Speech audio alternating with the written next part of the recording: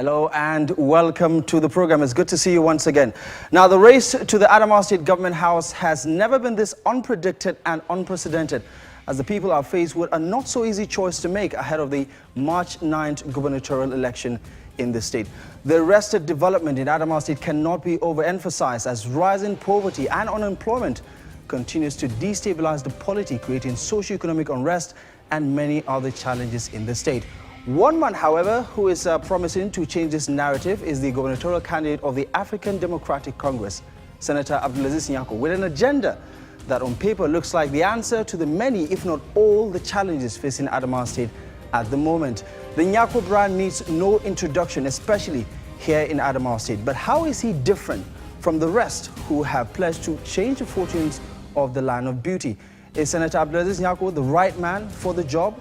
Well, my name is Abdullahi Ahmed. We're here to set the agenda and further the discussion. Live from our studio in Bajabure Hills, this is On the Spot.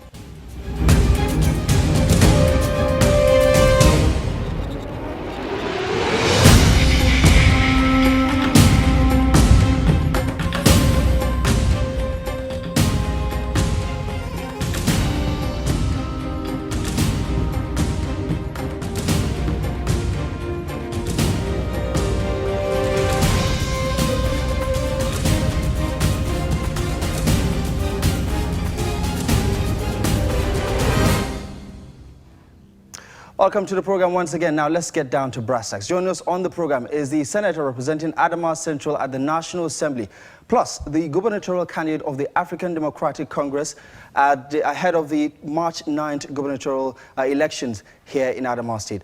Senator, thank you very much for joining us on the program. Good to see you. Thank you for having me. Right. The first and most important question, especially to the people watching the program right now. Why are you the right man for the job? What are you bringing to the table that the other candidates perhaps are not? I think to some degree I will bring some experience to bear. I'll bring some degree of leadership to bear. What is really lacking, in my opinion, is clear-cut leadership. We have seen a lot of politicking and very little leadership. And I think that one has to lead people out of the current situation that we found ourselves in Adamawa, which I feel is really, really bad indeed. Right. Okay. So when it comes to the socio-economic and social, cultural issues that you're well aware of, you've toured, the entire state.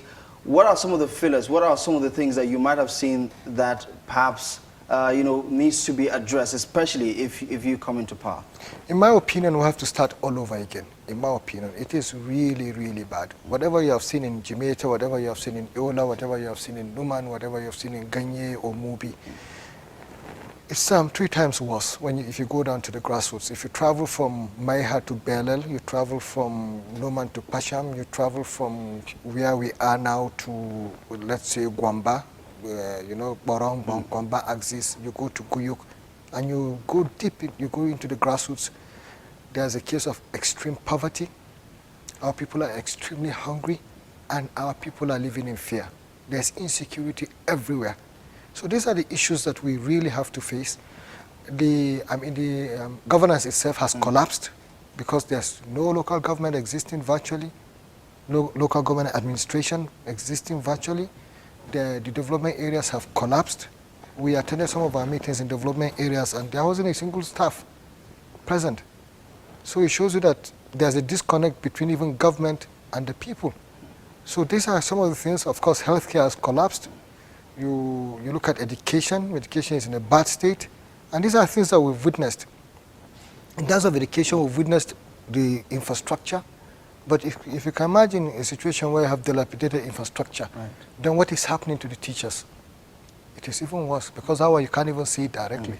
So these are some of the things that we saw. We realized that Adamawa virtually has to start all over again. And how big of a task is that going to be for people who are concerned that if you try to, start all over again, if you take a very big Herculean project, that it may prove to be counterproductive? So are you taking baby steps if you eventually come to power, or are you just going to start doing, attempting to solve all these problems at the same time? Our main focus will be grassroots empowerment. Right. We have a clear-cut mission, and our mission is just to, we derived our mission from the Constitution itself. The Constitution, that the whole essence of governance is is welfare and security of the people. This is how it is enshrined in the Constitution. And as such, we've taken these two concepts or two aspects, that is welfare and security, but we've brought out the clause empowerment, which is a component of security, but for emphasis, which is a component of welfare. But for emphasis, we've now brought out, our mission is the welfare